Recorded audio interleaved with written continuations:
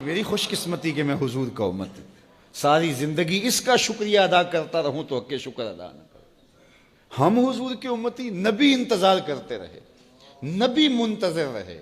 حضرت خلیل اللہ کی بارگاہ میں پکار رہے ہیں، ربنا وابعث فیہم رسولا، مالک رسول بھیج دے۔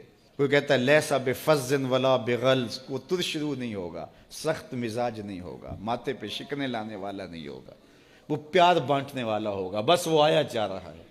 حضرت عیسیٰ نے تو نام بھی بتا دیا نا، مبشرم برسول یاتی من بعد اسمہ احمد، لوگوں میں جا رہا ہوں، چلو نام بھی بتا دیتا ہوں، میرے بعد جو آنے والا اس کا نام احمد ہوگا۔ نبی انتظار کرتے رہے، 12 نبیوں نے انتظار کیا حضور کی امت میں ہونے کے لیے، تمنا کی۔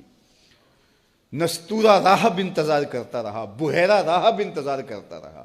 شب ہجر کی سختیاں کوئی اس سے جا کے پوچھے، تیری راہ تکتے تکتے جسے صبح ہو گئی۔ زندگیاں گزار دی انہوں نے۔ سلمان فارسی کی کہانی سن لو، مجوسی کے بیٹے تھے، حق کی طلب میں نکلے، باپ نے گھر سے نکال دیا، ایک پادری کے پاس جا کے رکے، زندگی بھر اس کی نوکری کی۔ جب اس کا آخری وقت آیا، اس نے کہا میری تدفین کے بعد غموریا چلے جانا، وہاں کا پادری خدا رسیدہ ہے، تجھے اس سے کچھ مل جائے گا۔ کہتے میں وہاں سے غموریا آ گیا، پھر اس پادری کی ساری زندگی خدمت کی۔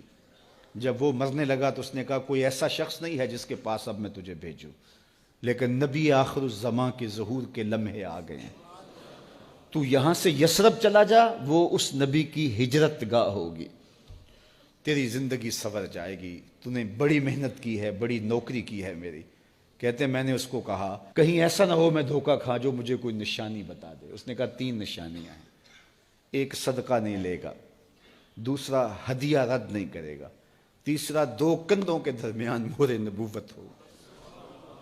کہتے ہیں میں نے اس کی تدفین کی، یثرب کی جانب جاتے ہوئے ایک قافلے میں شامل ہو گیا، انہوں نے مجھے پکڑ کے اپنا غلام بنا لیا، لیکن میرے پہ مہربانی یہ کی کہ مجھے بیچا جا کے مدینے میں۔ ایک یہودی نے مجھے خرید لیا، میں اس کے باغ میں گوڈی کرتا تھا، کام کرتا تھا، کھجوریں توڑتا تھا، لیکن میں انتظار میں تھا کہ کبھی وہ نبی آخر الزماں آئے تو مجھے دید ہو، کبھی عرش پر، کبھی فرش پر، کبھی ان کے در، کبھی در بدر۔ غم عاشقی تیرا شکریہ، میں کہاں کہاں سے گزر گیا۔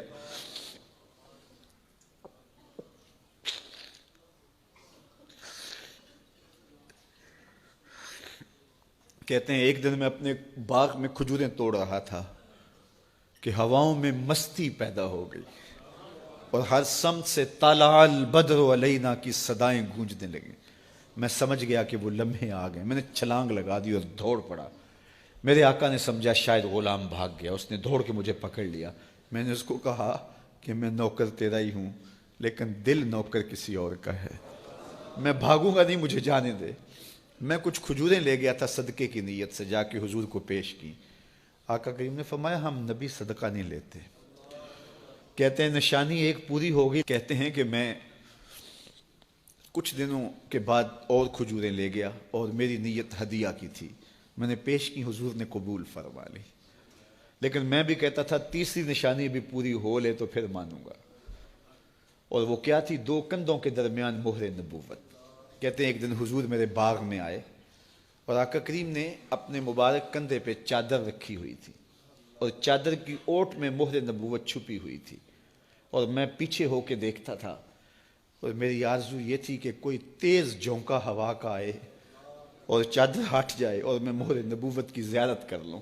حضور میرے ارادہ قلب سے آگاہ ہوئے، فَأَلْقَى إِلَيَّ رِدَاءَهُ، حضور نے چادر اتار کے میری جانب پھینکی اور پھر ایسے رخ کر کے فرمایا انظر الی ما امرت بہ، اس پادری نے جو بتایا تھا دیکھ لے آ کے۔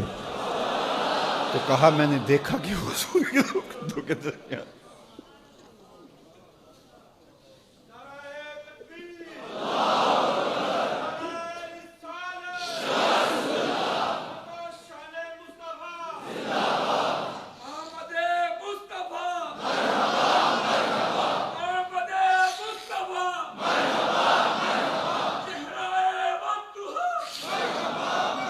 شب ہجر کی سختیاں کوئی اس سے جا کے پوچھے، تیری راہ تکتے تکتے جسے صبح ہو گئی۔